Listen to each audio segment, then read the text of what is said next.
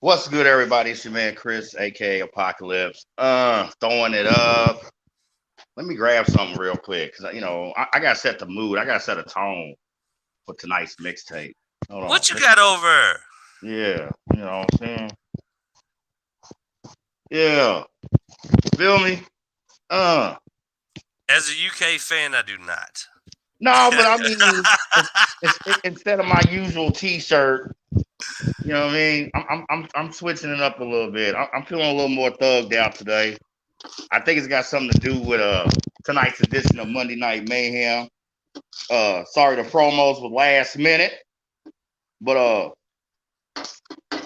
the collective known as Blurred Minds Media has concocted another NWO mixtape.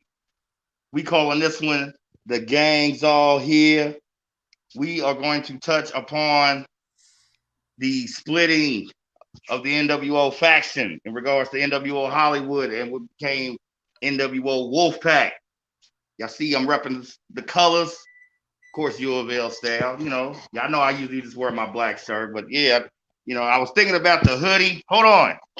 Let me get this real quick. See what I'm saying? All right. We going gangster tonight, y'all. We going gangster tonight. You know what I'm saying? Get your spray paint, get your low rider, all that. You feel me? We appreciate everybody chiming in, running a couple of minutes behind, but y'all already know we got J Wall, the jerk, in the building. Speak to the good people real quick, bruh. How you doing, good people? It is another Monday night, which means we are primed and ready to run on some good 80s, 90s wrestling mayhem. So I'm always excited, man. I mean, this is always a walk down memory lane for me. A little bit of nostalgia reminds me of back in the days when I was really invested in wrestling, when these cats were the Avengers before the Avengers, if you follow. There you go. There wasn't all that CGI bullshit when I was growing up. You had steroids. Thanos back then. Who would have been the Thanos of the heyday? I would say the first Thanos would probably have to be Andre the Giant. Okay, that makes sense. Which, alluding to a previous show under the U-Ho banner headlining Mayhem, it's kind of weird you do mention Andre the Giant because, like I discussed before, someone who, while a main draw and a fixture in the wrestling world, never obtained a world title. So, but all right, that's a good choice. Andre the Giant never had a world title. Andre the Giant, no. When you talk about the major federations, I told y'all this on Headlining Mayhem. You know what I'm saying? And ladies and gentlemen, but how the fuck? I mean, how do you make and craft a Hulk Hogan off of finally taking down the Giant, but the Giant never held a belt? That is a catastrophe. No, that is politics of the industry. And, we try not to talk about politics overall, not just at this forum, but Blurred Minds Media as a whole. Yet, in certain subject matter, ladies and gentlemen, it's kind of hard to avoid tiptoeing around that. And we definitely going to have to get into some backstage politics, unfortunately, tonight, J-Ball, when you talk about this NWO. The gang's all here, focusing on that NWO split, NWO Hollywood, and the new, they try to be the new faction. All right, NWO Wolfpack, y'all. So, without a little slight delay, like I said, in getting started tonight, but we about to hop into it. Hope everybody's doing all right. Anybody who came back from last week or the previous show, if you checked out Shop Talk Sports last night, we're glad y'all chiming in, tuning in. But Jay Wall, if it's all right with you, I'm ready to get it cracking, man. I'm ready to rep the set. Okay, I'm ready to hold my spot down. Okay. What you ripping that? You ripping that black and red? Mm-hmm. Oh shit! So yeah. This ain't exactly the NWO that they've been hearing about. Is that what you're saying? That's what I'm saying. It's that new clique. Feel me? Well, shit. Let them have it, then, my friend. Let them hear what it is. All right, yeah, ladies and gentlemen, if you remember last week's episode, we left off wrapping up NWO Inception with the end of the year pay per view, Starcade 1997, Sting, Hogan finally going down. Controversial finish. Sting does secure the title after championship committee wrangling and shit and fuck and dick and ass. Sting relinquishes the title. All right. Eventually, Hogan does resecure the title and going into 97. Now, this is where things really, really get strange. And even if you know the saga or you don't know the saga, like Jay Wall alluded to, that this nostalgia, this trip down memory lane, man, is just more than enjoyable for us to present. And hopefully people will chime in or check us out. So I'm gonna get into it. Now, when it comes to the catchphrase, the Wolf Pack itself, okay, that origin story originally dates back, believe it or not, to the WWF. Okay, don't worry, I'll connect the dots. By this time, Sean Waltman, who most of y'all know under his WWF / WWE banner X-Pac, okay, but his WCW. Wait. What is X-Pac's real name? Sean Waltman. Sean Waltman? Waltman. God, W-A-L-T-M-A-N. how far off the reservation did he get with that fucking nickname? Well, I mean, hey, is that the Godfather of Blurred Minds? Show us motherfuck is. Oh, what's good, man? I had to check on y'all, make sure that I got to make sure everything jump off on time. He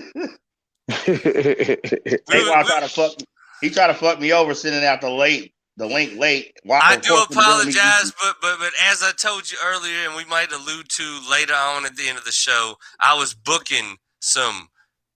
I'm talking world class business for Blurred Minds Media. But hold your load. Hold your load. So, but yeah, as far as the Wolfpack, originally those origins actually go back to the Clique, like I was saying. Even though by this time X-Pac, now in WCW, his banner is 6, is in WCW with the NWO. Alluded to before, Hall, Nash, Triple H, X-Pac, Shawn Michaels, they were all friends for real together, and they referred to themselves as the Clique. So when X-Pac, aka 6, joined WCW, him, Hall, and Nash first referred to themselves as the Wolfpack. First time on air happens to be on a lot of people's favorite days, April 20th, 420. You know what I mean? For those motherfucking 20. Right. Check out the 420 1997 episode of Nitro. Okay. That is when the phrase is coined as far as Wolfpack. All right. They look like they was all high there too. Hell yeah, they's probably all high as fuck. Up the nerve, yeah. Mr. Somebody. What's happening? Everybody's somebody.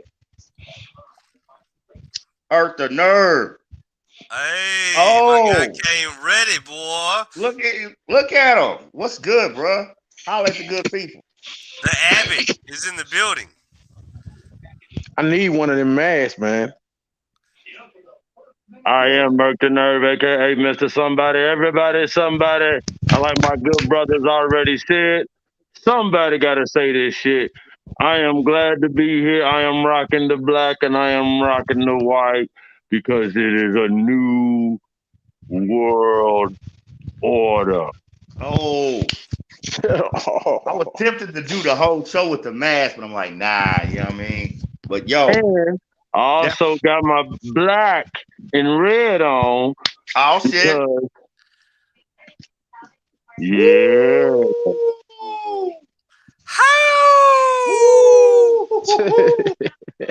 Throwing up that Wolfpack, y'all. Okay. Shit. So, like I alluded to, we talk about the phrase the Wolfpack. First coined Monday Nitro, 420 is the date, 1997 is the year. All right. I also would like to make note that 420 is also Hitler's birthday. You know what? You just had to find a way to like fuck that up. There's so many fucking awful jokes to be had about that. I'm just gonna leave it be. Man, just gonna leave it be. Hey, you leave it be. I'm not. Evidently, they didn't.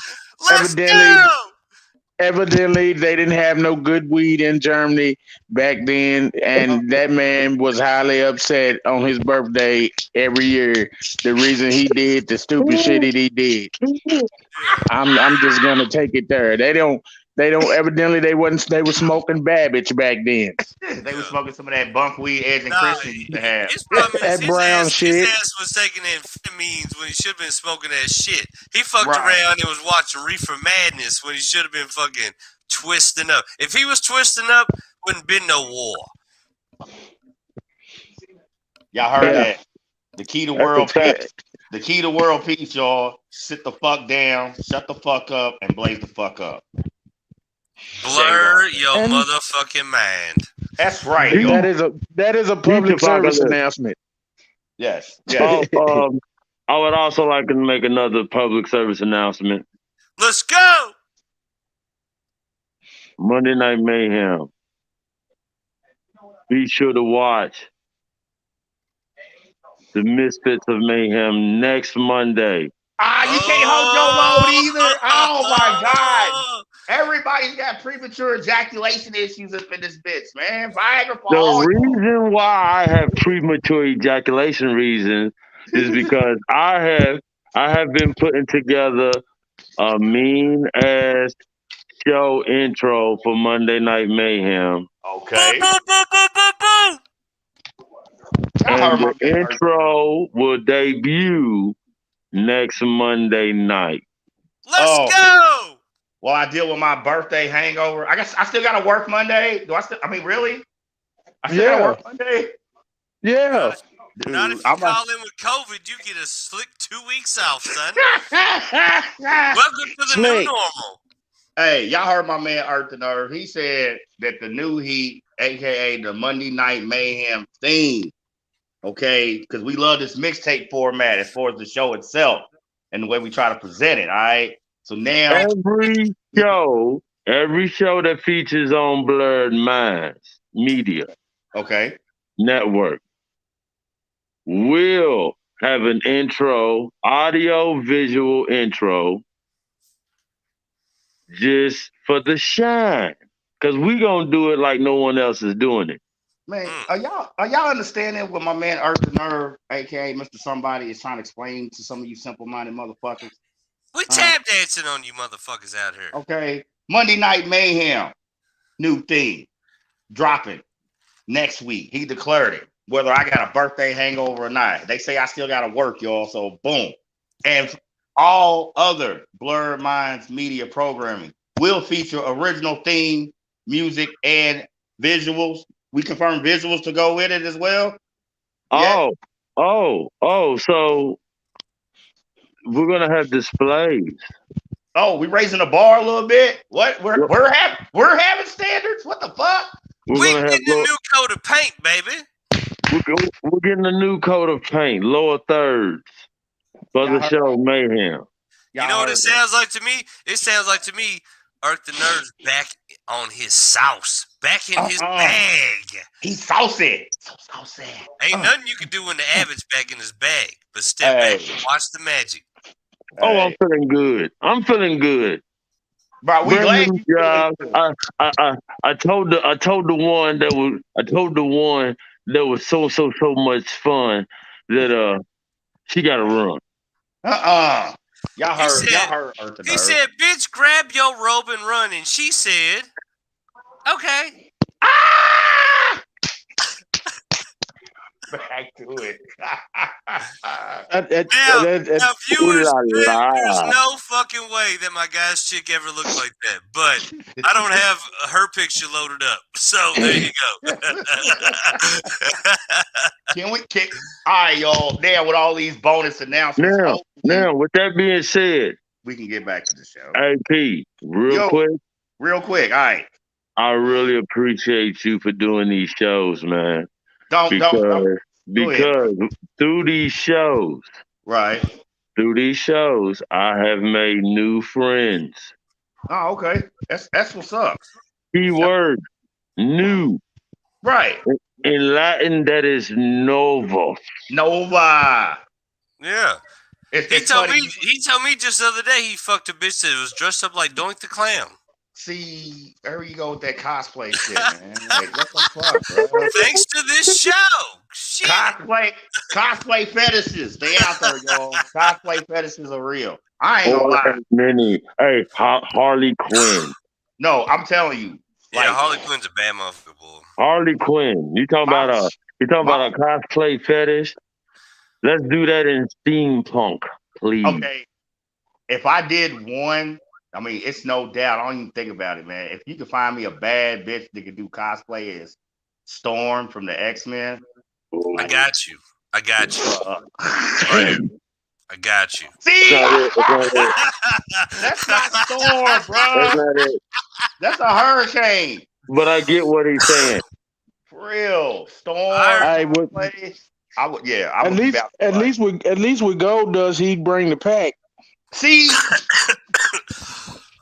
know what, JD? So, I'm not dealing with you right now. I don't cough the logo fish. If you are a fan of Monday Night Mayhem, and you are paying attention to Blurred Minds Media and everything that is going on the network, keep paying attention because we're going to bring you more shows, more audio visuals, more entertainment. And we're going to keep this ball rolling into this motherfucking planet or this nation fall. Y'all heard that. We're going to keep this ball rolling like Woody Harrelson and Kingpin. You follow me? Mm-hmm. It ain't nothing but turkeys and strikes around here, motherfucker. We knocking pins down left and right. All right, I'm going to attempt. Until the money stops spending, we ain't going to stop. Try and win it. Yeah. Fuck me, Diddy. Can't stop. Something like that. Yeah, look, something like that. If it's okay with the panel, I'm going to attempt to try to get back to like the show now. Like, fuck, we're doing a show? Yeah, I know, right? I mean, he was talking about the Wolfpack. They was boring back then. Hell, you know what? We trying to help them out still. Hold on. But please continue. Apocalypse, I got a question. Yes. Did I just see Lex Luger? Yeah. I'm about to run it all day. Bruh. Yeah. Okay, so he's not a part of the original NWO. No. Okay, that's good to know. No. That's why, especially as decadent and these, you know what I'm saying, destructive as a saga like the NWO, you know what I'm saying? That's why we drop these mixtapes, bro. This is NWO Wolfpack. You know what I mean?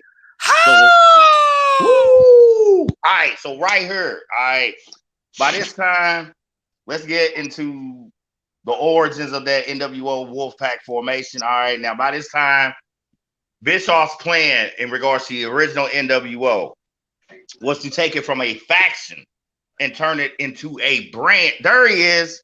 Can I do it? Hold on, I'm gonna do it real quick, J-Wall, because I blew it the last 2 shows with Bischoff. Okay, here it is. Hi, I'm Eric Bischoff. I'm the dreamiest motherfucker you've ever seen. Check me out at match.com. You know what this look reminds me of? Hungry eyes. Oh, Eric Carmen.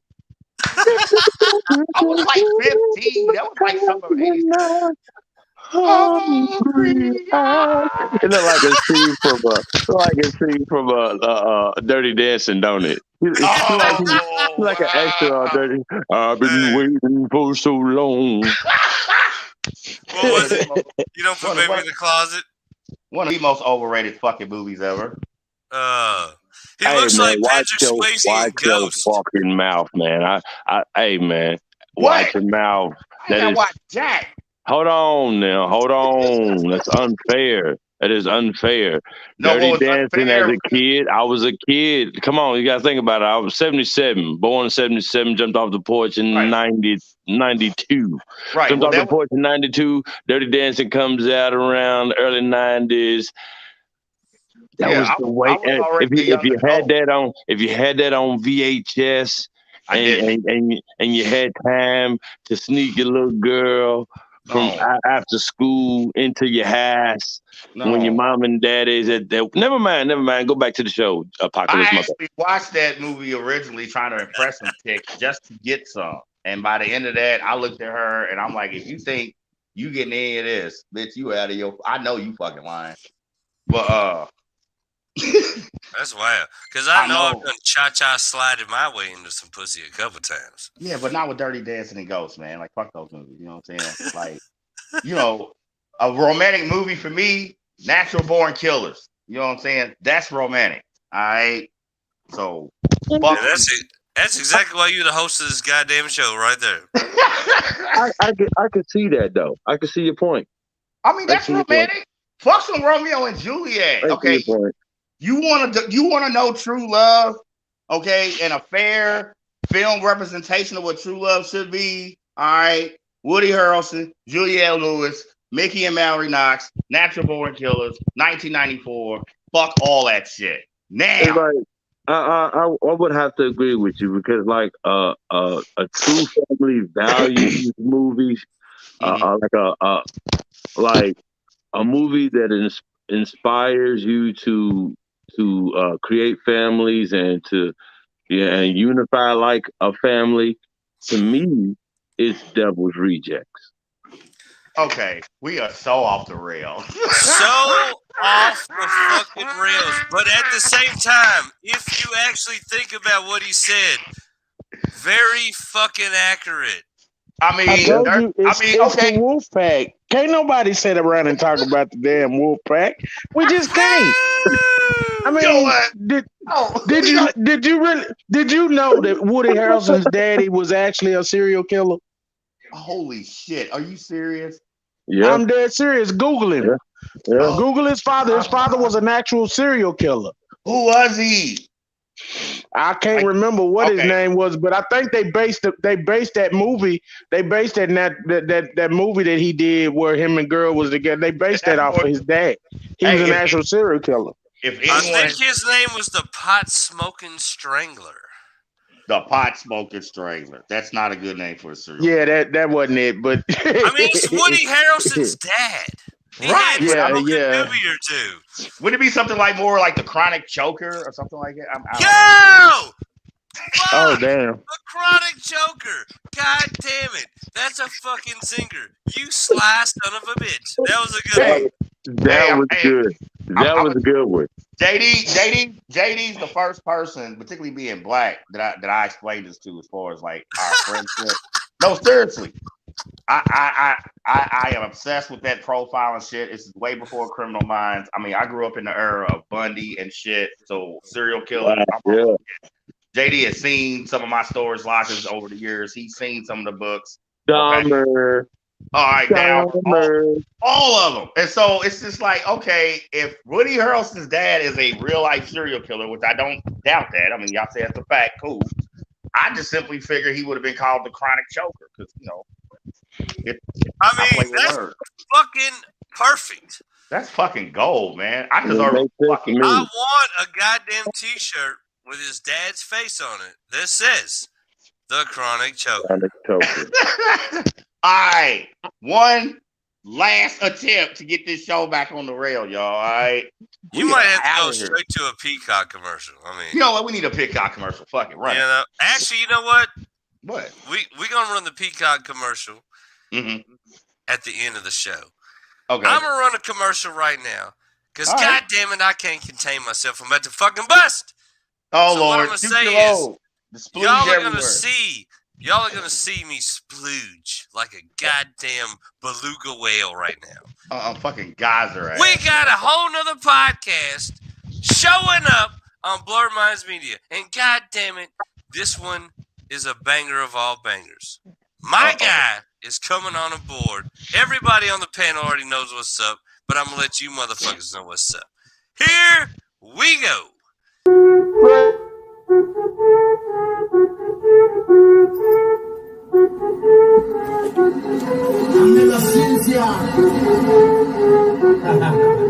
It's Ella. Hey, let's go. Bad bitch. I see you in the same fucking spot since I said bad bitch. Woo, you looking at a motherfucker like you wish I died, bitch. Woo, can't say that shit, but a nigga ain't even lying, bitch. Ooh, roll that motherfucker blunt, I'm trying to get high, shit. Ooh, that's that drop on the beat, let me spit this fire, shit. Cool, you got a 16 underneath, let's do it live, kid. Ooh.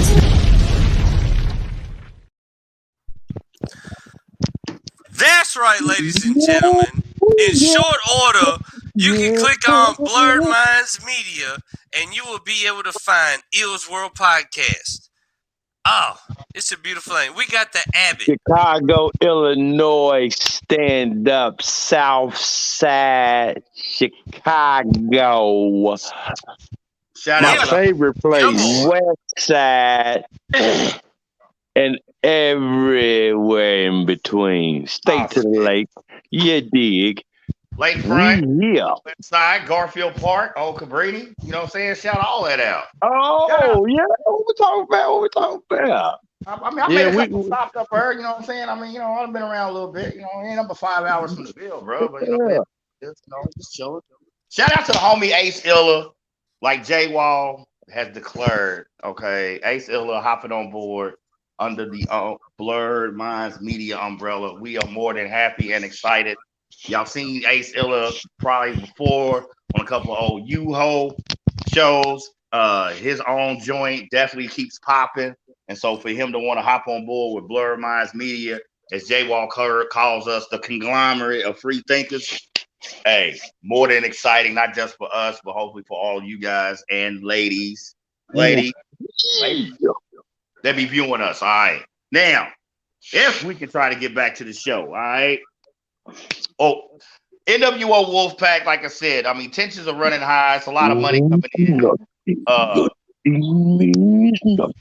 A little quick backtracking. Like I said, Bischoff's plan was to turn the NWO from a faction to an actual brand within WCW. All right. Now, storyline wise, it's about the takeover. Yeah, we don't know behind the scenes. It's all about the business and the fucking money. All right. A lot of people say, hold on, AP. Now I'm about to fuck with you though. Here we go. We're going to the origins of the NWO. No, we already did that. This is Wolfpack. Yeah. So I want to test you real quick. Mm-hmm. The concept of Novus Ordo Seclorum. English, motherfucker. The concept of New World Order. Mm-hmm. Do you know its origin? You mean like in actuality or in just regards to this? In actuality. Yes, sir. No, give me a refresher course briefly. Okay. Ladies and gentlemen. We trying to do a wrestling show. This nigga wants to give a history lesson. That's what's really good. No. Real quick. Ladies and gentlemen, there are mega wealthy motherfuckers all over the globe, and they want to control the planet's resources. It's not him. It's not them. They don't look like them.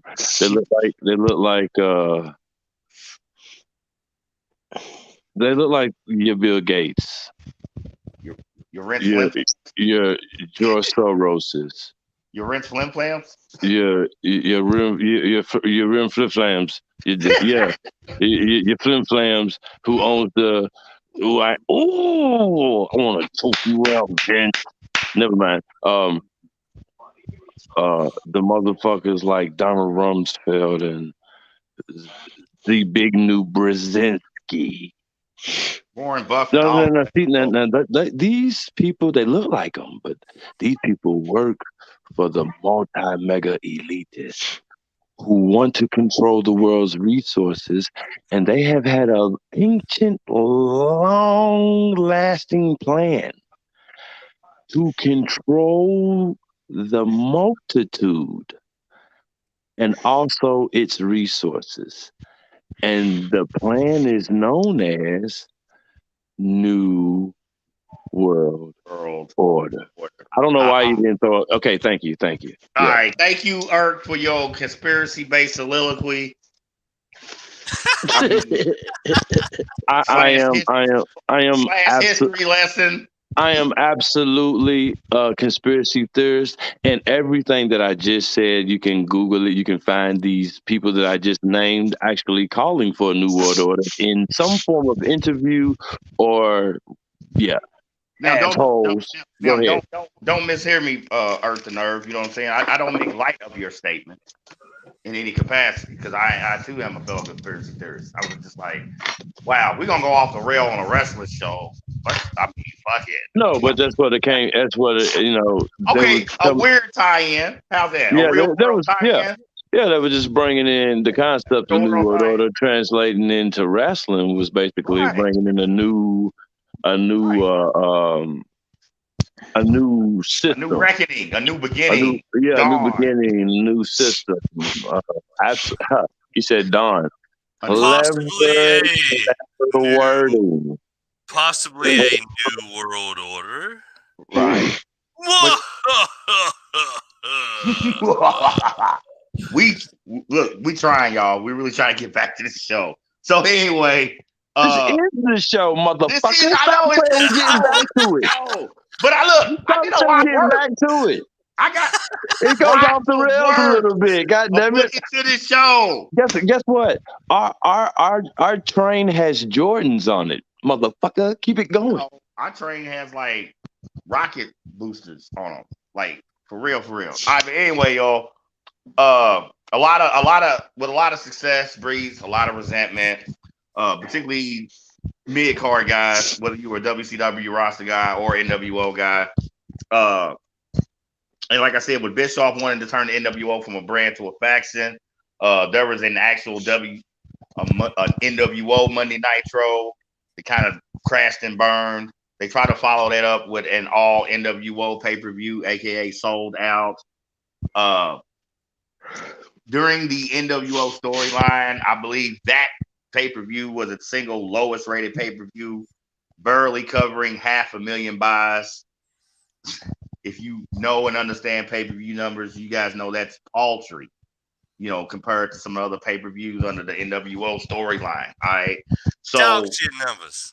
Right. So Bischoff knows the fans are getting tired. Bischoff is well aware because of the quote unquote growth of the NWO itself. You know what I'm saying? And it's funny that Dr. Frankenstein himself, there he goes, now wants to try to control his monster that he created. So, at his feeble attempt to do so, it was decided that the NWO would split. Now, there are different stories that have been generated over the years on how and why that decision originally was made. Hey, Jaworski, real quick. Summer Jam Screen AP, man. Yo. Hello? Am I good? Am I in? No, your screen is good. Wowski. Yeah, there you go. My man, I got you. Okay. One of the definite components of the NWO split was real life tension backstage between Hollywood Hogan and Big Sexy Kevin Nash. All right. Not Big Sexy. Yes. Now, quick flashback to last week when you talk about hostile takeover and Hogan being the focal point of that, particularly when it comes to a lot of his financial perks he received via contracts. Another thing, Hogan is also has creative control. All right. By this time, Nash himself was basically the head of booking. See, a lot of people think that, since Bischoff is the president, okay, as far as WCW, and granted, all final decisions he does have to put his stamp on. Yet there is a writing team. There is a booking team, and a lot of the booking team are actual roster or former roster guys. Flair for years was a booker and infamously booked himself in major matches. All right, so but yeah, with that, when you talk about the source of Nash and Hogan's beef started backstage. There he is, the big man. But it started backstage. All right, eventually spilling into the business and on the show. One of the big moments is Spring Stampede pay-per-view, 1997. All right. So that beef was real, correct? Yes. The beef. You know what? It was like lightly. Back in the day, there wasn't no real social media like that. Right. Heavy. You know what I'm saying? But it was like, you caught wind of it every once in a while in some type of form of celebrity gossip. You know what I'm saying? Type. Like I've said before, wrestling news. Period. Major federations, international, independent. My go-to media source at the time, like you said, with no internet, social media, was I referenced them constantly. PWI, Pro Wrestling Illustrated. You remember that was actually the magazines. You could actually get magazines. And that was my go-to magazine. That was it. Matter of fact, that was my number one wrestling source. Yeah. In any media, because like you said, no internet and whatever. So, yes, kids, you had to read. I know it sucks, but whatever. But that was my number one source. And the thing I loved about PWI was they had a lot of top legend guys with inside information. Okay, a lot of the people who worked for PWI were former wrestlers and people still in the industry. You know what I'm saying? Or how do they say it on ESPN? Those analysts. I have a confirmed source. Unnamed source, whatever. Mm-hmm. Boom. Spring Stampede 97, real quick, y'all. Now, if you're not familiar with the Spring Stampede pay-per-view, it is the WCW version of what the WWF/WWE has as the Royal Rumble. So it is a battle royal format match. Okay. Of course, just like the WWF's Royal Rumble, the winner of that match is guaranteed a world title shot. Okay.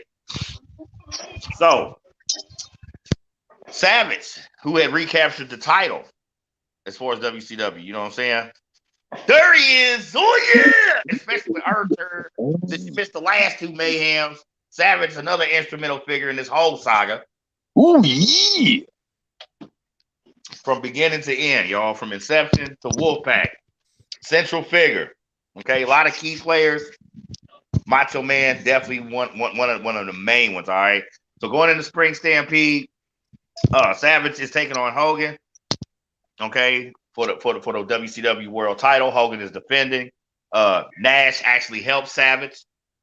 Okay, to secure that victory. Of course, in typical Hogan NWO fashion, Hogan the very next night on Nitro regains the title from an assist. With an assist, from who else but Bret the Hitman Hart, all right, who is now billed the official recruiter of the NWO, okay? Bret the Hitman Hart. I mean, Montreal Screwjob, him and Shawn Michaels. Fuck Shawn Michaels. Right. Like, his WCW signing was another major big deal when you talk about a WWF staple now coming to work for the rival company, all right? Bischoff once again plundering Vince's booty. Wow, I just said that. Okay. What did you say exactly? I said once again because I've referenced Bischoff plucking the roster for Vince. Man, take him off the summer screen. Let's talk about that, man. Yeah. Take him off Summer Jam screen.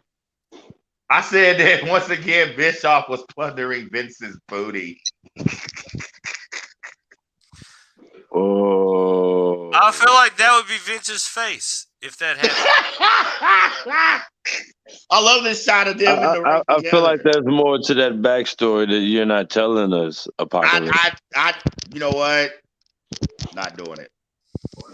You're not doing it? I mean, I can't do it. Let's move on. JD, do you feel? I mean, is there anything you would like to say on this current statement? I'm over here trying to change my avatar picture and still focus because we talking about the Wolfpack. And I done yawned about 3 damn times because we talking about the Wolfpack. And I'm working, and I was gonna change my avatar picture because you make it change your avatar picture by I don't know if it lets you do it while you're in, but you can step out, change it, and then step back in, see if that'll work. Well, it was gonna crack y'all up when they popped up, and I knew it would, but still, you know. I mean, you should be able to change it while you're right there. But go ahead, back to the show. But what was we talking about? Man, somebody booty. Man, that is exactly what you heard. That's I in some shape, form, fashion, booty was involved. Plundering. Yeah, plundering of booty. Right. Yeah, that's that ain't right. Yeah. You know what? I don't even think that's PC. Really? No. We ain't doing PC here. What the fuck? What does he? You talking about my avatar picture? What is JD? What the fuck? The following program is rated TVMA. Viewer discretion is advised. God damn it, the Avatar got it. Winning avatar goes to JD. Right now, I said, man, let me change this avatar picture right quick. And this gonna fuck them up. In the middle of the show, everybody's getting ready to lose it. That's what JD should do every once in a while. I fuck us up with a new avatar. I couldn't help it, man. I just went to scroll through my pictures, and you know me. I'm probably the only actual. Well, I ain't right. Let me just say that. So when I clicked on all my pictures, I got some shit in there that really can't be seen by a whole lot of people. I mean, literally, if something happens to me, get my phone. You know what I'm saying? Somebody get my phone. Right. I understand, JD, because I feel the same way. Hey, if anything happens to me, please destroy my phone. Wowski, JD, Apocalypse. Yeah, it's some dirty shit in there. My children don't need to know what their father does in his spare time. Exactly. Word. And see, I was just gonna throw a picture of an ass up there, but somebody may have recognized the ass, and I don't want the ass recognized. So I was like, "No, I can't put that ass up there. I had to go in and get an ass from an older ass to put in there, where nobody will recognize that ass, and then I'll throw that ass up there." But every week from now on, ass now. I'm gonna change my avatar picture just recognize that ass. Yeah, just to be like that. Recognize. Yeah, matter of fact, I might do it. I might start doing recognize that ass. You know what? We should do because that is mayhem. That's adding mayhem to mayhem. We should do a show called "Have You Seen This Ass?" Do you know this ass? Is this ass yours? Is this ass yours?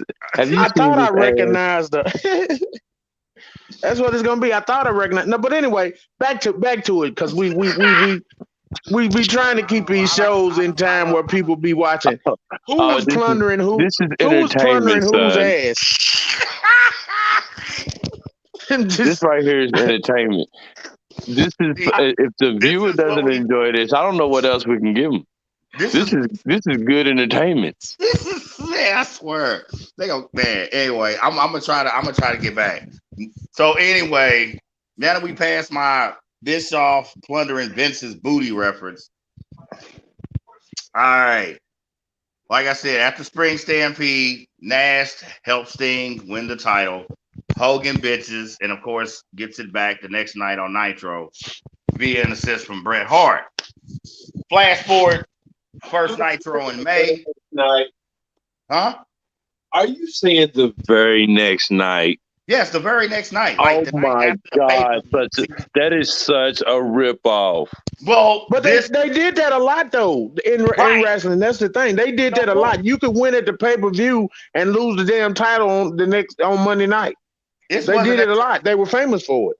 This wasn't necessarily a wrestling staple, but this was definitely a big problem with the NWO storyline and part of why fans continue to get frustrated. You know, no real clean finishes to matches, particularly big title matches, and especially at pay-per-view. All the money that costs. And you don't get a clear-cut winner. So you go to Nitro, May 4th. This is still 1998. This is the year Nash, Macho Man Randy Savage, and Conan are seen coming through the crowd. And long story short, hop in the ring, cut their promo, announce the splitting of NWO and representing the new faction as they wanted to call themselves. And they might think we owe them a check, but yeah, all right, whatever.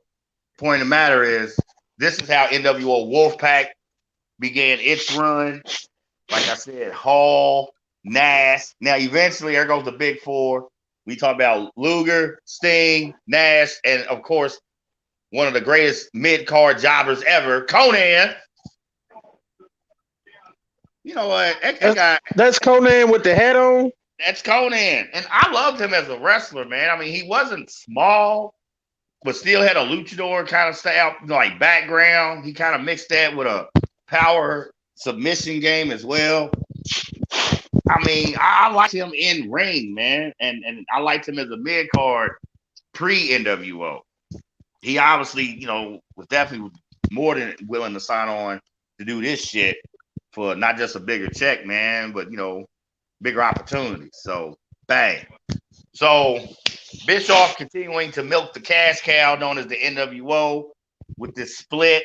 Later on, of course, you got, when it comes to NWO, woo! Wolfpack, Nash, Savage, Conan, okay? Eventually, Mr. Perfect himself, Kurt Hennig. All right, Miss Elizabeth, Lex Luger, you know, and eventually Sting. Okay. The Hollywood faction was funny because outside of Hollywood and Bret Hart, you basically just had a bunch of mid-card and jobbers. The only real other big star was the Big Show, who kind of danced back and forth. But eventually, when you talk about NWO Black and White, all right. Once again, referencing that shot right there as far as the inception of the term Wolfpack. But by that time, Sean Waltman, aka X-Pac, had been sent to injury rehab. WCW decided to then not sign him. He came back to the WWF, of course, clicked up with DX. They actually took shots at each other that night. His first night back on Raw under DX. He said on air that if Hall and Nash had the chance, they would not only come back to the WWF, they would be in DX. Because DX basically would have spawned from what they had as the Click years before. And a lot of people say, you know what I'm saying, with the NWO success, you know what I'm saying, DX copied that. I'm not going to argue that point. Fucking point is it worked. Bischoff replied that same night saying two simple words: bite me. But anyway, the Hollywood faction, like I said, when it comes to roster guys, the star power was definitely the weaker of the two. And then there's the billing. It's obvious, you know, Hollywood with his heel turn. So that faction, NWO Black and White, was considered basically the heels. Everyone under the NWO Wolfpack banner, these were your these were your faces. These were your heroes. Here's where I started to have some issues. So like I alluded to at the end of last week's Mayhem and other Mayhem, you know, we've discussed how wrestling storylines copy, mimic, and permeate real world events. You know, and a big media story in the 90s, like I said before, man, was the explosion of gang violence.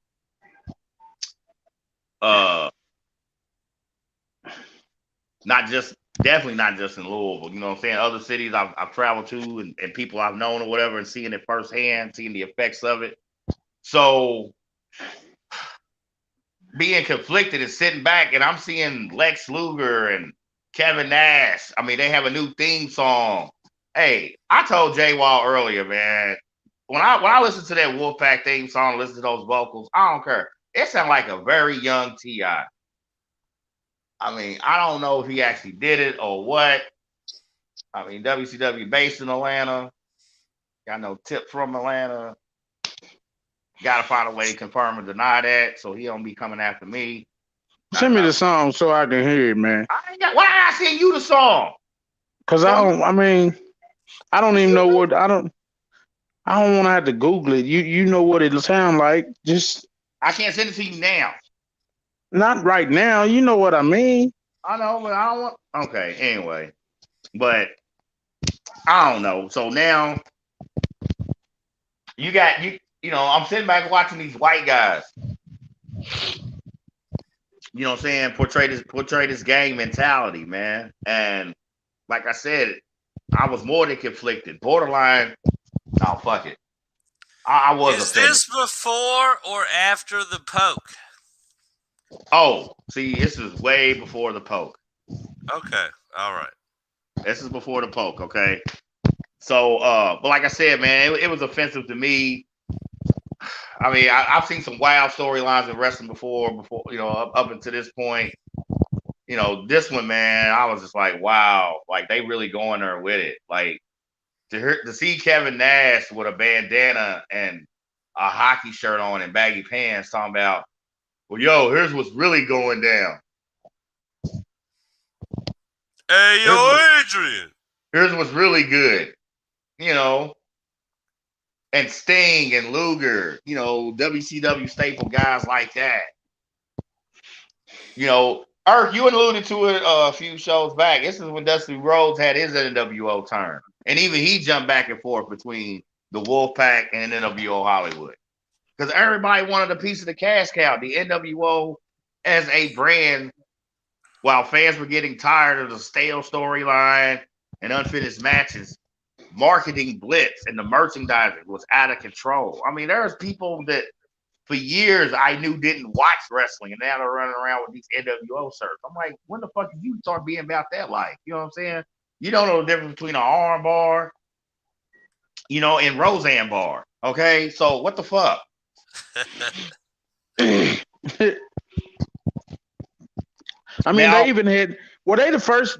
I think they were they the first people, the first group to have their own action figures? Yeah. You know what I'm saying? Now, you want to talk about early click marketing, just like everything else. It all started with the Horsemen. I mean, they had T-shirts and things like that. But now, like you said, you talk about the 90s, man. So between both companies, you know, it ain't just T-shirts. It's action figures dipping into the video games, okay? There's Dusty. Look at that. That's fucking embarrassing to see one of the founding fathers. He kind of looked like Gold Dust right there. Oh, shit. He looked like he put his eyeliner on like Gold Dust that day. But I'm saying, kid anyway, so of course he's going to look like him. I mean, that's his daddy. That's a damn shame. Yeah, that's his daddy. Man, y'all gonna stop. Y'all gonna stop disrespecting one of the greatest fucking wrestlers on the planet. And this is why it was sad for me, either whether it was red and black, or white and black. I mean, just to see Dusty Rhodes, yeah, like no, fall victim to that bullshit. Yeah, it's like, oh, how the mighty have fallen. Like, I mean, you know what I'm saying? It was just sad to see. It just was. And then I'm Man, angry. hold on, man. What? How you gonna grandize everybody else that joined the NWO, but my man Dusty can't get it? Because we talking about Dusty Rhodes. We ain't bad mouthing him like that, or we just saying we felt like he was bigger than that. Yeah. I mean, what was Hogan? Okay. Yeah, but Hogan was in it for the money, though. It was all about the cash. But okay, so that's a good question. But Apocalypse, hold on, Apocalypse. What's your question? Are you willing to say that there was a time? CJ Wall being smart ass. No, that's a good shot of Dusty. I mean, Dusty wasn't the most. No, that's a good shot. That's a good shot. At least it ain't Abdullah the Butcher. I mean, no. Now, Dusty Rhodes was one of the. You know how I feel about it. He was one of the greatest shit talkers ever. I love Dusty Rhodes, like as a wrestler and as a character. Like, okay, so Dusty Rhodes. Now, what's your question? You gotta look this camera in the eye. Okay. You gotta tell me. Mm-hmm. Are you saying that NWO as a brand somehow became bigger than the Hulk Hogan brand? Yeah, because Hogan was just a cog. Hogan's just still a cog in the wheel. He may be a centerpiece. He's still just a cog. So the I am a real Mary, all that shit was out the window. So you saying you better go back Hogan had to succumb to marketing? Is that what you're saying? The Hulk Hogan brand had to succumb to marketing. The yellow and red had to turn to black and white. Yeah, and I'm gonna take if it wanted to keep eating. Right. Well, for one, or a lot of those questions, all you gotta do is watch the last mixtape, NWO Hostile Takeover. But to briefly answer your question, yes, there's too much money coming in. People gotta understand not just Hogan's bankroll at that time, his power and influence, the twisted, tainted tentacles of Hulk Hogan. It's a very simple choice. You remain on his good side. Opportunities to open up. Things will happen for you. You feel what I'm saying? What if you're on his bad side, though? Once you get on Hogan's bad side, I swear, he's going to do everything in his power to make it difficult and hard for you to not come to work day in and day out. Right here. Great shot. Okay. Great shot. Love that one. That is from not Halloween Havoc. Halloween Havoc is when Hall and Nash were supposed to have their one-on-one match, and Nash actually walked out. That is from. Oh, I got the notes right here. Hold on a second, y'all. Sorry. But anyway, long story short, Undertaker was never in WO. No. He wasn't even in WCW at the time. Yeah. Right. But that is when Hall and Hogan had a match, a tag title match against Sting and then the Giant, but we all know later on the Big Show, okay? Hogan, as you see in that, bring that shot up again real quick, J Wall.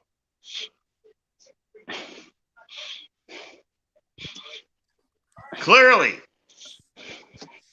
Hogan's got him wind up. Okay. Got him wind up. And at the last minute, he slips out the way. And then Hogan just looks right at Nash, man, and takes that fucking bat right to him. And they jump the shit out of Nash. Hey, you talk about an in-ring jumping, like a 301 situation. This was a really good one choreograph-wise and executed, all right? This was a world-class man. Because once again, y'all, that gang mentality, that both, this whole NWO storyline, it went from business, okay, and the outsiders, and now Hogan revealed as the third man. And when you talk about hostile takeover, referencing last week's mixtape, but once again, I'll allude to Eric Bischoff, aka Dr. Frankenstein, now wants to try to control his monster. Good luck with that. Media and marketing blitz. Appearances on Regis and Kathy Lee.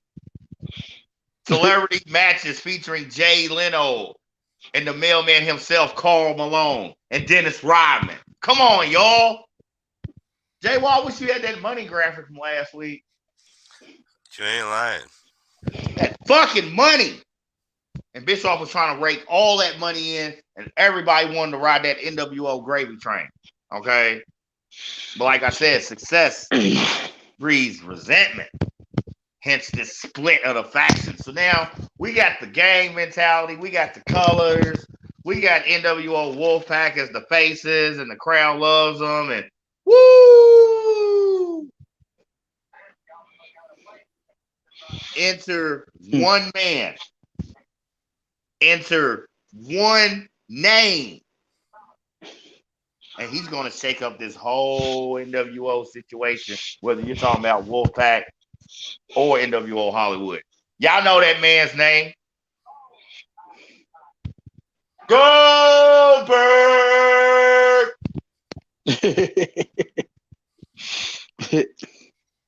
The Beast. Brock Lesnar before Brock Lesnar. Yep. If you look at Goldberg's, one of his staple moves, the jackhammer. Okay. To me, it is one of the most underrated finishers of all time. A lot of people like Goldberg and the Spear, and we've seen the Spear replicated when you talk about signature moves. Edge, currently Roman Reigns, Rhino from ECW. And I love Goldberg's Spear. Yet that jackhammer Ray was Lewis. a monster. That jackhammer, that's a fucking finisher. And it fit his moveset with his MMA background. It fit his character when you talk about this unbeatable, unstoppable force. When you talk about that 100-match win streak. That jackhammer, y'all. 100. Undone. Okay. End of the year. Once again, reminding y'all, while the WWF's biggest pay-per-view is WrestleMania, which happens, well, back then, still last Sunday of March, before going to that first Sunday of April. But anyway, WCW always ended their calendar year with their biggest pay-per-view. That's always December. That's Starrcade. So guess what you get for Christmas this Starrcade since it's 1998. Okay. And by the time, as part of Goldberg's 100-win match streak, Goldberg walks into Starrcade 98 with the WCW title. And how did that happen? Very simply. June 6th, 1998. Georgia Dome, Atlanta. Monday Nitro. Great match. I personally think the wrong billing. I think this should have been the pay-per-view match. But long story short, Goldberg takes out Hogan to win the WCW title and keeps that thing strapped walking into Starrcade December 98. I alluded to the Spring Stampede pay-per-view earlier that year, WCW's version of the Royal Rumble. I did mention that Big Sexy himself, Kevin Nash, won that match, therefore securing a world title shot, no matter who's got the belt. Starrcade 98, Big Sexy Kevin Nash, repping that NWO Wolfpack. Woo! Taking on Goldberg. I think about the Starrcade the year before and the billing, Crow, Stink. Oh yeah. Look at that lockup. That's two fucking bulls. That's two mastodons going at it. Ain't nobody backing down. Nobody's relenting. And one is just as strong as the other, probably. Man, unstoppable what is it? Immovable object versus unstoppable force. I mean, these two mastodons, man. Yeah, hold that shot right there. I need people to really understand the photogenic value and appreciate the physical prowess of these two combatants as they hustle, tussle, wrestle, scratch, claw, fight, punch, kick to see who's going to be that WCW world title going down at the biggest pay-per-view of WCW year in and year out, Starrcade. Legends have been made at this pay-per-view, y'all, alluding to Dusty Rhodes and guys like Flair and Magnum TA or Chris Benoit or Eddie Guerrero or the Road Warriors. At the end of the day, Goldberg loses. Goldberg finally loses a match, and how fitting for Goldberg to lose his first match to break that 100-win match streak. Then at a WCW pay-per-view event. No, not a WCW pay-per-view event. The biggest one of the year, Starrcade, and he loses it to Kevin Nash. Now, tainted victory. Scott Hall, who earlier had been NWO Hollywood, okay, but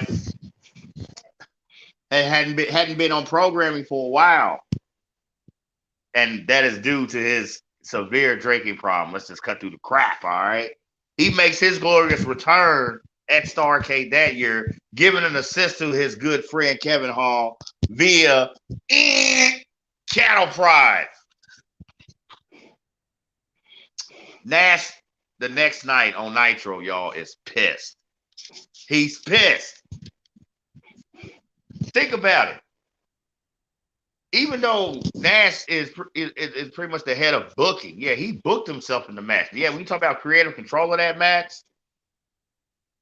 who's got top creative control as far as roster guys? No one else but your resident American hero, now Hollywood heel, Hollywood Hulk Hogan. There's a lot of passing the buck on whose decision it was to have Goldberg lose the title to Nash that night, and particularly in the manner it went down. Another dirty finish in a big match, particularly pay-per-view. Fans frustrated and tired again. And Nash, he vented and lashed out his frustration the next night on Nitro. Not only did he do that, he guaranteed Goldberg a title shot rematch on the following Nitro the following week. As far as profitability, ladies and gentlemen, that Nitro would be the biggest one in WCW Monday Nitro history. Okay, fans are pumped. It just so happens to be back in the Georgia Dome, the same building that the previous year, well, you know what I'm saying, Hogan lost the title to Goldberg. A little weird since the deja vu. We got a problem, though. Miss Elizabeth, who's been back in the fold, been back on the scene from a while. Actually, you had been seeing Miss Elizabeth since NWO Hostile Takeover. Okay. And we're going to the storyline, and you know, she accuses Goldberg of stalking and sexual harassment and shit and fuck. Of course, Goldberg gets quote unquote arrested. Nash comes out once again, not shy about showing his displeasure. Then WCW President Ric Flair says Nash can have a warm-up match because Hogan had already been seen in the building. And Nash wants a piece of Hogan's ass. So Nash is going to get a warm-up match. Here's the thing, though. WCW title will be on the line.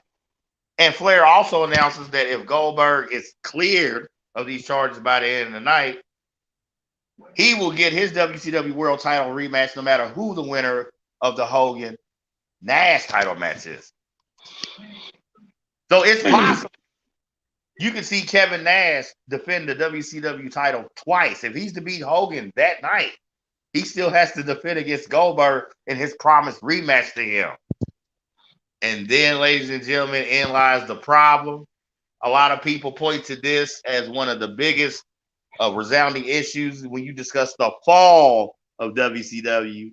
J-Wall, I know you got it queued up. I hope you got it ready because we're going to discuss the finger poke of doom. Holy shit.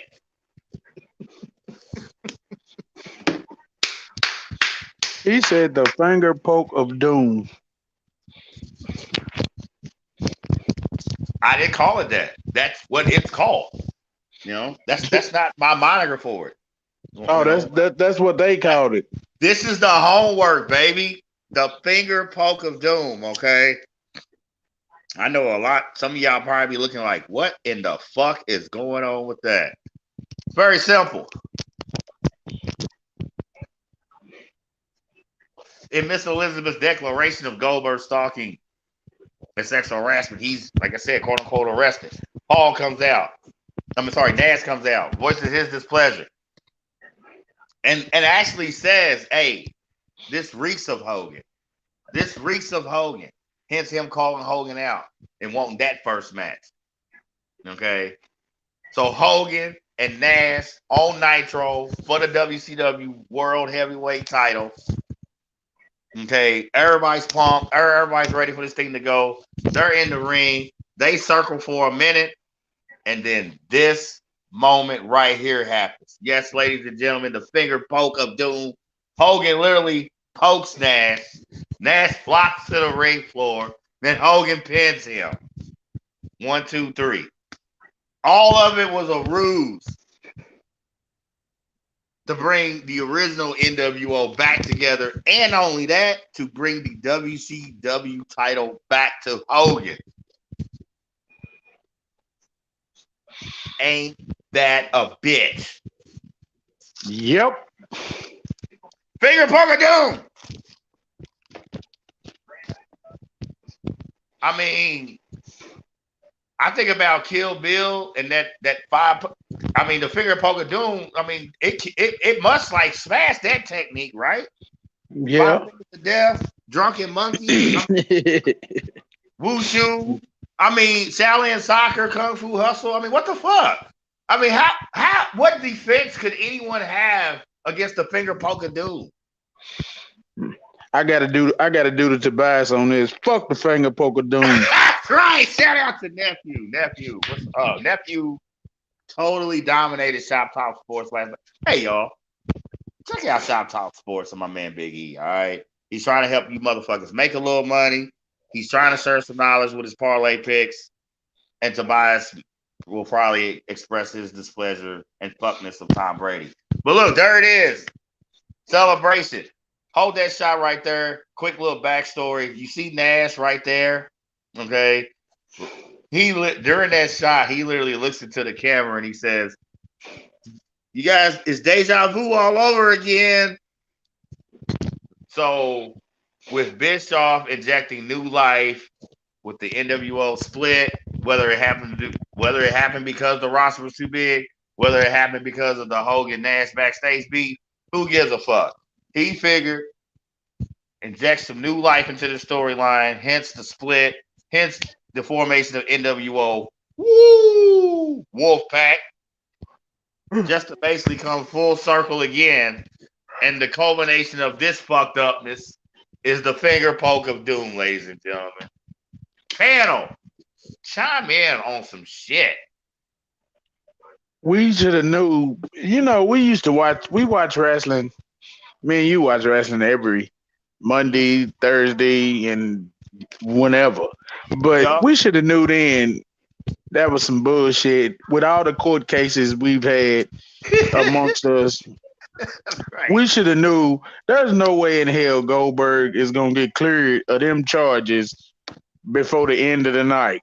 Wait, another quick tidbit about that episode of Nitro: the police station just happened to be right across the street. Of course. And Hey, he still wasn't gonna get cleared of them charges by the end of the night.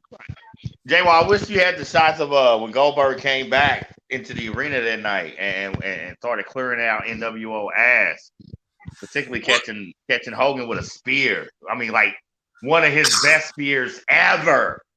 Well, you know what they say, my friend. Wish in one hand, shit in the other. See which one fills up first. You know what? I swear. You know what, J-Wall? You are such a fucking J-Wall. You just a J-Wall. Like, I don't...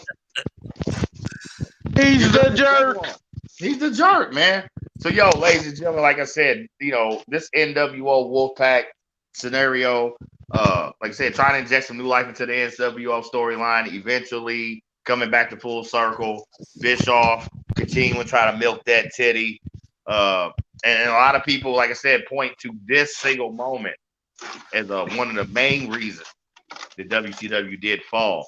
I did some background work again, particularly as far as WCW Nitros following this. Viewership actually was still steady, averaging anywhere from 2.5 to 3.2 million viewers. It was funny because the finger poke of doom, I've told y'all before, one of the things Bischoff did when Raw did lose to the Nitro for those 83 straight weeks, he would reveal spoilers because Raw was still being taped at the time. And the spoiler he revealed that night was Mick Foley winning the World Heavyweight Championship. I did some more homework. During that segment, close to 700,000 WCW viewers switched to Raw. Motherfucker. Here's where Bischoff saved face. Remembering now, Raw is still taped. Okay. Another way Bischoff took advantage of that once Nitro went live, he would go on air 5 minutes before Raw, so he would go on air at 8:55, and he would stay on the air 5 minutes after Raw, hence 11:05. For those last segments, particularly to sing the finger poke of doom, another 2.7 million viewers switched back to Monday Nitro's broadcast to watch that culminate. Look at that. That is the most flawed. That is the deadliest technique ever. Like, you can't fuck with the finger poke of doom, man. That's some John Wick shit. I've seen Drunken Monkey, okay, Silver Spear, okay, Flying Crane, Monkey King, all of it. I'm telling you, there is not a fighting technique more superior to the finger poke of doom. And the fact that I played poker for 15 years, particularly Texas Hold'em, lets you know I can lie like a motherfucker with a straight face to a lot of you dumb motherfuckers, okay? Because even for something like wrestling and scripted and things of that nature, and all the flack wrestling used to take, and you think about the 90s heyday between WWF and WCW, a lot of great wrestlers, a lot of great storylines, okay? Yeah, when you talk about conclusion to matches, this is where WCW overplayed the NWO hand. Okay, you can't raise on the button with Jack 4 suited, man. Like, quit doing that shit, bro. Like, stop. You out of position, and you got a shitty hand. It's Jack 4 suited. Okay, a lot of y'all probably watching this ain't gonna get my poker metaphor. But common fucking sense, okay? You go to the well one too many times, eventually it'll fucking run dry. That is the case with the NWO, and the antithesis of that is this NWO Wolfpack segment as far as this mixtape, all right? Basically, this is the beginning of the end. Not only for the NWO as a faction, not only the NWO as a brand, this is the beginning of the end of the company we affectionately knew and loved as WCW. Closing time. Mm-hmm. But Thank goodness. what about the ending rendition of the NWO when do you have anything to say about the spawn off I mean, momentarily of the LWO? Oh Lord, the Latino World Order. I mean, that was what Eddie Guerrero, Juventud Guerrero, Rey Mysterio, ECW. Eventually did a NWO parody. Also, the Blue World Order featuring the Blue Meanie and Stevie Ray. I mean, there's no doubt. Look at them. Look at them, all them little guys. I know, right? And see, this is one of the things, man. The NWO. Why do you say little guys? Like automatically he knows they're short. That's right. That's ridiculous. That guy right there. That guy right there. He is one of my all-time mid-job luchador favorites. La Parka, aka the Chairman, because he would come out with a chair, and to his music, he would do like his guitar solo, and then find some way, of course, to insert the chair in the match. But La Parka, that's my guy. But yeah, Eddie Guerrero, a young Rey Mysterio. The guy with the big mask. The big mask right there to the far right. That's Juventud Guerrero, one of my favorite international stars. So you mean to tell me out of all those original, genuine burrito and taco eating motherfuckers, see, here we go. None of them thought that Latin World Order was a bad idea. None of them. Listen, listen. I'm trying to get you to understand, and anybody that's watching, whether live or on the replay, how this NWO storyline permeated not just through WCW, through wrestling world. Okay, it literally became a parody of itself. That's how big it got. The formation of D-Generation X is a direct result of the NWO storyline. And Vince, Hunter, any of y'all can come see me and deny that shit. Personally. We all come got on down to in. Louisville. Come on to the 502, bro. You keep calling. You keep calling, Vince. He's gonna kick your ass, boy. I'm not gonna defend you when he come to Louisville. I'm not gonna help you. With you. Vince is big, boy. Bro, ain't nobody playing with you. Hey, we're gonna sell tickets and meet down around Churchill Downs around and on the lawn. Listen, and let Chris and Vince get it on in the grass. I got it. I did the pitch. I'm gonna keep doing it. Vince, me and you, Hell in a Cell, outside Papa John's. I'm sorry, Cardinal Football Stadium. Me and you. Jay Wall. Damn it, we gonna book that shit for a show. Promoted by Blurred Minds. Vince, you get none of this money. Book it. Because I don't care how big you are, literally and figuratively. The two things you don't have is my heart and my fucking hometown advantage, bitch. Home court. Feel me?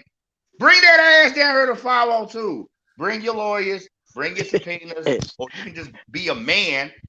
You know what I'm saying? Why? Don't let your balls go on vacation. Come on down here and see me, Vince. The following program is rated TVMA. Viewer discretion is advised. I mean, we calling out CEOs and shit. Fuck. Nah, we calling out NFL quarterbacks on one show, CEOs on another. What the hell, man? Look, the point of the matter is, we are off the rails. The point of the matter is the NWO storyline. Cutting edge. Revolutionary. It didn't change WCW. It changed wrestling. And whether anybody for the WWE wants to admit it or not, okay, Hunter, Vince, Sean, all y'all, come see me and look me in the eye and tell me the formation of D-Generation X was not a direct result of the success ushered in by the New World Order. play poker with me. Think I ain't gonna call that bluff? Try me.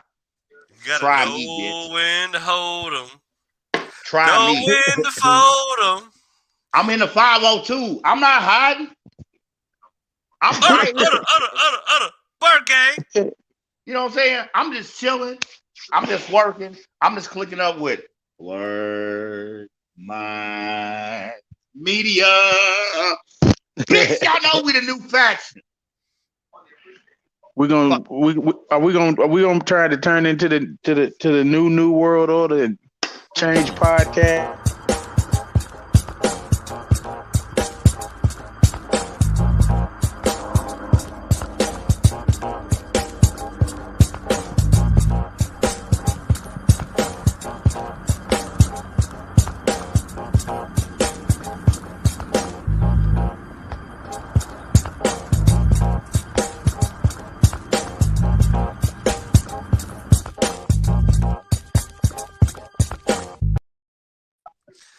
I would like to let y'all know right now that was completely not arranged. I was scrolling, trying to put on my producer cap. I hit a button, and next thing you know, we got a commercial. My bad. You know what? It don't even My matter. bad. It don't even matter. That's crazy. That's what happened with my profile pic. I was But I scrolling, swear to God, I was scrolling. I just hit the button. hit a boom, we button, got a and commercial. bam. You know I what? swear to God, though, I was just scrolling like, what we got on here? What we got? What can I throw up? And then next thing I know, we going to commercial. I'm sorry. The Lord That's all right. said it. The Lord said it, and so it shall be. You know what? That's all right. I'm gonna tell you why it's all right. It's a whole lot of you lame ass motherfucking dudes out there. That is 100% fact. And if there's one thing that might help y'all, one component that might help chip away at y'all fucking lameness, is if you dare to be different, think outside the box, hit up my man Adrian Richardson and cop you those joints from the Peacock line. I already know I'm starting with that Peacock one. Me too. I'm mad I ain't got mine in time for my birthday, which happens to be Saturday. But the point of the matter is, y'all, dare to be different. Think outside the box. Fall, winter is here. You know, you lame motherfuckers need to step up y'all shoe game majorly. Okay? Keep fucking with the establishment, or you can get with the alternative. Dare to be different. Think outside the box. Adrian Richardson, Peacock line. Hit them up. There it is. Bang! We need to drop a website for him or something, J Wall. Or a gram address, something. Something so they can order. Yeah. We're gonna get some, you know what we're gonna do? We're gonna get Adrian Richardson himself on Mayhem. There you go. Yeah, Y'all heard that. That's what we're gonna do. That's what we're gonna do. Either he gonna show up on Mayhem, Shop Talk Sports, or motherfucking both. Either way, we getting the man on wax. That's right. And like Earth the Nerve alluded to before, next Monday night, Mayhem has already been announced. He shot his load early as usual, but to follow up on that, we're gonna do what we're calling the Misfits of Mayhem. Okay. Some of the emails I've gotten and some feedback, you know, a lot of people's like, hey, we love a lot of the stars you feature, but what about some of the other guys? What about some of the other assorted, twisted characters in the beautiful world that we call Mayhem? So we're gonna, you know what I'm saying, take a little detour. You know, what do you call it, J Wall? Going off the beaten path. How's that? Going off the beaten path, off the rails, baby. That's exactly we're how always we off do the it. That's every Y'all show keep on turning Blur these damn Minds Media. trains over. But can I put your feet to the coals a little bit, my friend? About what? The show that comes directly after Misfits of Mayhem. I got a spotlight feature request. Uh-oh. I'd like to see your show and your information on Mr. JYD, the Junkyard Dog. Shut the hell up. I think that's where we go with it. That's all I'm asking. What's up? What says you? The original JD. What's Did you hear what I said? No, I missed it. What's up? Well, goddamn. All right. You said One you're more gonna put time. my feet to the fire, and then I'm gonna put your feet to the fire after Okay. we do the first Misfits of Mayhem, which we Okay. know that's gonna be an ongoing saga. I have a request, Okay. a viewer request. viewer request. Can right after Misfits of Mayhem, can we go into a spotlight feature on the Junkyard Dog? Yes, we can. Yes, we can. And I'm gonna tell you why. For one, it's motherfucking Monday Night Mayhem. Okay. Simple as that. And in discussing Mayhem, like you alluded to before, J Wall, there are plenty of stories, plenty of assorted characters, plenty of people to feature. Okay. We don't want people to think that we just have a big name, big star agenda. We are a open, focused forum, discussion group, and we concentrate on throwback wrestling, particularly the 80s, 90s. Probably tiptoe a little bit to the early 2000s, but that heyday, okay? Just a little tip of the toe into the 2000s. Right. Okay. Tip a toe into it. So when you But talk if you're gonna do the Junkyard Dog, you can't do just one character at night. You're probably gonna need more than one, and you can't do the Junkyard Dog. Let's keep it all the way black, and throw my man in there, Coco Beware.